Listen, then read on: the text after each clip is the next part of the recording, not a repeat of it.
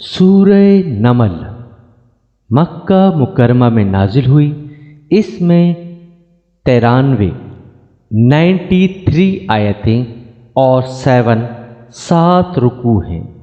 نازل ہونے کے اعتبار سے 48 یعنی 48 نمبر پر ہے، لیکن تلاوت کے اعتبار سے 27 یعنی 27 نمبر پر ہے اور سورہ شعراء کے بعد نازل ہوئی ہے۔ اس میں 1317 یعنی 1317 کلمات ہیں اور اس میں 4799 یعنی 4799 حروف ہیں۔ ترجمہ سماعت کیجیے۔ اللہ کے نام سے شروع کرتا ہوں جو بڑا مہربان نہایت رحم کرنے والا ہے۔ سین،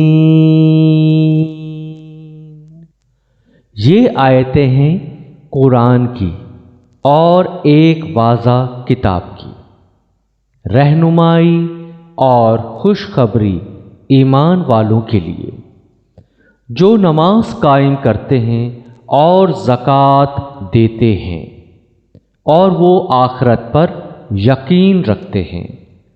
جو لوگ آخرت پر ایمان نہیں رکھتے ان کے کاموں کو ہم نے ان کے لیے خوش نما بنا دیا ہے، پس وہ بھٹک رہے ہیں۔ یہ لوگ ہیں جن کے لیے بری سزا ہے اور وہ آخرت میں سخت خسارے میں ہوں گے۔ اور بے شک قرآن آپ کو ایک حکمت والے جاننے والے کی طرف سے دیا جا رہا ہے۔ جب موسیٰ علیہ السلام نے اپنے گھر والوں سے کہا کہ میں نے ایک آگ دیکھی ہے، میں وہاں سے کوئی خبر لاتا ہوں یا آگ کا کوئی انگارہ لاتا ہوں تاکہ تم گرمی حاصل کرو۔ پھر جب وہ اس کے پاس پہنچے تو آواز دی گئی کہ مبارک ہے وہ جو آگ میں ہے اور جو اس کے پاس ہے، اور پاک ہے اللہ جو سارے جہانوں کا رب ہے۔ اے موسیٰ، یہ میں ہوں اللہ، زبردست اور حکمت والا، اور تم اپنا عصا ڈال دو۔ پھر جب اس نے اس کو اس طرح حرکت کرتے دیکھا جیسے وہ سانپ ہو تو وہ پیچھے کو مڑا اور پلٹ کر نہ دیکھا۔ اے موسیٰ، ڈرو نہیں، میرے حضور پیغمبر ڈرا نہیں کرتے، مگر جس نے زیادتی کی پھر اس نے برائی کے بعد اس کو بھلائی سے بدل دیا تو میں بخشنے والا مہربان ہوں۔ اور تم اپنا ہاتھ اپنے گریبان میں ڈالو، وہ کسی عیب کے بغیر سفید نکلے گا۔ یہ دونوں مل کر 9 نشانیوں کے ساتھ فرعون اور اس کی قوم کے پاس جاؤ، بے شک وہ نافرمان لوگ ہیں۔ پس جب ان کے پاس ہماری واضح نشانیاں آئیں تو انہوں نے کہا کہ یہ کھلا ہوا جادو ہے، اور انہوں نے ظلم اور گھمنڈ کی وجہ سے ان کا انکار کیا، حالانکہ ان کے دلوں نے ان کا یقین کر لیا تھا۔ پس دیکھیے کیسا برا انجام ہوا فساد پھیلانے والوں کا۔ اور ہم نے داؤد اور سلیمان علیہم السلام کو علم عطا کیا، اور ان دونوں نے کہا کہ شکر ہے اللہ کے لیے جس نے ہم کو اپنے بہت سے ایمان والے بندوں پر فضیلت عطا فرمائی۔ اور داؤد علیہ السلام کے وارث سلیمان علیہ السلام ہوئے اور کہا کہ اے لوگو، ہم کو پرندوں کی بولی سکھائی گئی ہے اور ہم کو ہر قسم کی چیز دی گئی ہے، بے شک یہ کھلا ہوا فضل ہے۔ اور سلیمان علیہ السلام کے لیے اس کا لشکر جمع کیا گیا، جن اور انسان اور پرندے۔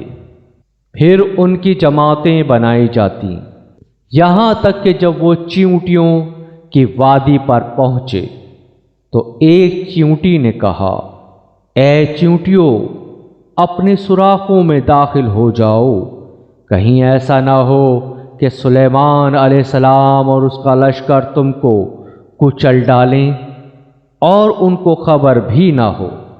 پس سلیمان علیہ السلام اس کی بات پر مسکراتے ہوئے ہنس پڑے اور کہا، اے میرے رب، مجھے توفیق دیجیے کہ میں آپ کی نعمت کا شکر کروں جو آپ نے مجھ پر اور میرے والدین پر کی ہے، اور یہ کہ میں نیک کام کروں جو آپ کو پسند ہو، اور اپنی رحمت سے آپ مجھ کو اپنے نیک بندوں میں داخل فرما دیجیے۔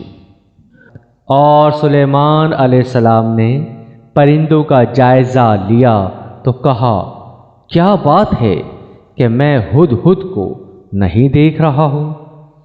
کیا وہ کہیں غائب ہو گیا ہے؟ میں اس کو سخت سزا دوں گا یا اس کو ذبح کر دوں گا، یا وہ میرے سامنے کوئی صاف حجت لائے۔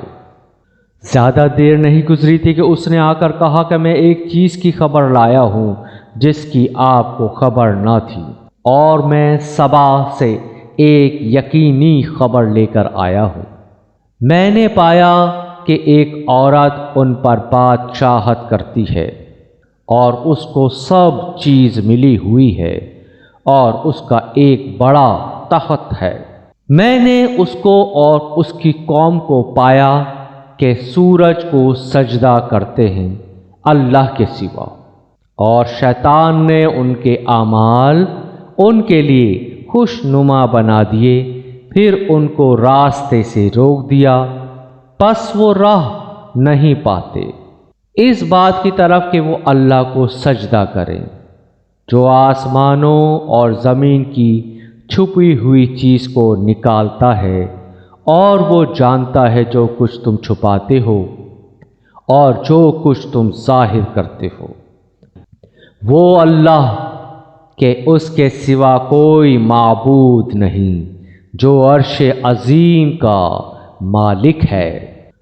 سلیمان علیہ السلام نے کہا کہ ہم دیکھیں گے کہ تم نے سچ کہا یا تم جھوٹوں میں سے ہو۔ میرا یہ خط لے کر جاؤ، پھر اس کو ان لوگوں کی طرف ڈال دو، پھر ان سے ہٹ جانا، پھر دیکھنا کہ وہ کیا رد عمل ظاہر کرتے ہیں۔ ملکہ سبا نے کہا، اے دربار والوں، میری طرف ایک اہمیت والا خط ڈالا گیا ہے، وہ سلیمان کی طرف سے ہے، اور وہ ہے شروع اللہ کے نام سے جو بڑا مہربان نہایت رحم والا ہے، کہ تم میرے مقابلے میں سرکشی نہ کرو اور فرما بردار ہو کر میرے پاس آ جاؤ۔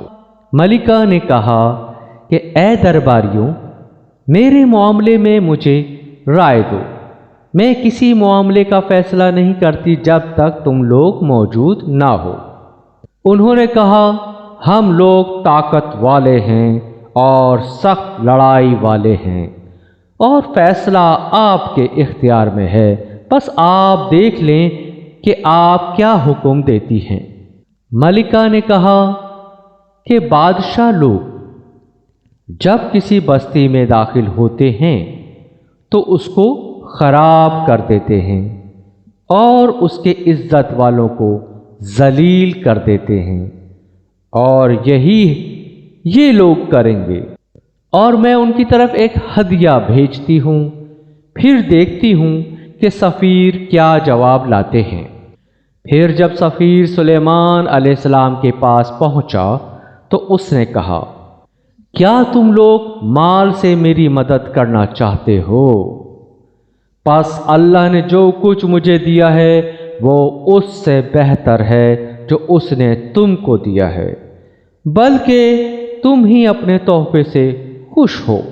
ان کے پاس واپس جاؤ، ہم ان پر ایسے لشکر لے کر آئیں گے جن کا مقابلہ وہ نہ کر سکیں گے، اور ہم ان کو وہاں سے بے عزت کر کے نکال دیں گے اور وہ رسوا ہوں گے۔ سلیمان علیہ السلام نے کہا کہ اے دربار والوں، تم میں سے کون اس کا تخت میرے پاس لاتا ہے اس سے پہلے کہ وہ لوگ فرما بردار ہو کر میرے پاس آئیں؟ جنات میں سے ایک دیو نے کہا، میں اس کو آپ کے پاس لے کر آؤں گا اس سے پہلے کہ آپ اپنی جگہ سے اٹھیں، اور میں اس پر قدرت رکھنے والا امانت دار ہوں۔ جس کے پاس کتاب کا ایک علم تھا اس نے کہا، میں آپ کے پاس آپ کے پلک جھپکنے سے پہلے اس کو لا دوں گا۔ پھر جب اس نے تخت کو اپنے پاس رکھا ہوا دیکھا تو اس نے کہا، یہ میرے رب کا فضل ہے، تاکہ وہ مجھے جانچے کہ میں شکر ادا کرتا ہوں یا ناشکری کرتا ہوں۔ اور جو شخص شکر کرے تو اپنے ہی لیے شکر کرتا ہے، اور جو شخص ناشکری کرے تو میرا رب بے نیاز ہے، کرم کرنے والا ہے۔ سلیمان علیہ السلام نے کہا کہ اس کے تخت کا روپ بدل دو، دیکھیں وہ سمجھ پاتی ہے یا ان لوگوں میں سے ہو جاتی ہے جن کو سمجھ نہیں۔ پس جب وہ آئی تو کہا گیا، کیا تمہارا تخت ایسا ہی ہے؟ اس نے کہا، گویا کہ یہ وہی ہے، اور ہم کو اس سے پہلے معلوم ہو چکا تھا، اور ہم فرما برداروں میں تھے، اور اس کو روک رکھا تھا ان چیزوں نے جن کو وہ اللہ کے سوا پوجتی تھی۔ یقیناً وہ منکر لوگوں میں سے تھی۔ اس سے کہا گیا کہ محل میں داخل ہو جاؤ۔ پس جب اس نے دیکھا تو اس نے خیال کیا کہ وہ گہرا پانی ہے، اور اپنی دونوں پنڈلیاں کھول دیں۔ سلیمان علیہ السلام نے کہا، یہ تو ایک محل ہے جو شیشوں سے بنایا گیا ہے۔ اس نے کہا کہ اے میرے رب، میں نے اپنی جان پر ظلم کیا، اور میں سلیمان کے ساتھ ہو کر اللہ رب العالمین پر ایمان لائی، اور ہم نے سمود کی طرف ان کے بھائی صالح علیہ السلام کو بھیجا کہ اللہ کی عبادت کرو۔ پھر وہ دو گروہ بن کر آپس میں جھگڑنے لگے۔ اس نے کہا کہ اے میری قوم، تم بھلائی سے پہلے برائی کے لیے کیوں جلدی کر رہے ہو؟ تم اللہ سے معافی کیوں نہیں چاہتے کہ تم پر رحم کیا جائے؟ انہوں نے کہا، ہم تو تم کو اور تمہارے والوں کو منحوس سمجھتے ہیں۔ اس نے کہا، تمہاری بری قسمت اللہ کے پاس ہے، بلکہ تم تو آزمائے جا رہے ہو۔ اور شہر میں 9 خاندان تھے جو زمین میں فساد مچاتے تھے اور اصلاح کا کام نہ کرتے تھے۔ انہوں نے کہا کہ تم لوگ اللہ کی قسم کھاؤ کہ ہم اس کو اور اس کے لوگوں کو چپکے سے ہلاک کر دیں گے، پھر اس کو ولی سے کہہ دیں گے کہ ہم اس کے گھر والوں کی ہلاکت کے وقت موجود نہ تھے، اور بے شک ہم سچے ہیں۔ اور انہوں نے ایک تدبیر کی، اور ہم نے بھی ایک تدبیر کی، اور ان کو خبر بھی نہ ہوئی۔ پس دیکھیے کیسا ہوا ان کی تدبیر کا انجام۔ ہم نے ان کو اور ان کی پوری قوم کو ہلاک کر دیا۔ پس یہ ہیں ان کے گھر ویران پڑے ہوئے ان کے ظلم کے سبب سے۔ بے شک اس میں سبق ہے ان لوگوں کے لیے جو جانیں۔ اور ہم نے ان لوگوں کو بچا لیا جو ایمان لائے اور جو ڈرتے تھے۔ اور لوط علیہ السلام کو جب کہ اس نے اپنی قوم سے کہا کہ کیا تم بے حیائی کرتے ہو حالانکہ تم دیکھتے ہو؟ کیا تم مردوں کے ساتھ شہوت پوری کرتے ہو عورتوں کو چھوڑ کر؟ بلکہ تم لوگ بے سمجھ ہو۔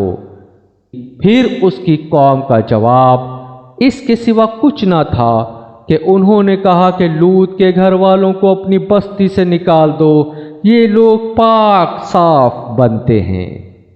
پھر ہم نے اس کو اور اس کے لوگوں کو نجات دی، سوائے اس کی بیوی کے جس کا پیچھے رہ جانا ہم نے طے کر دیا تھا، اور ہم نے ان پر برسایا ایک ہولناک برسانا۔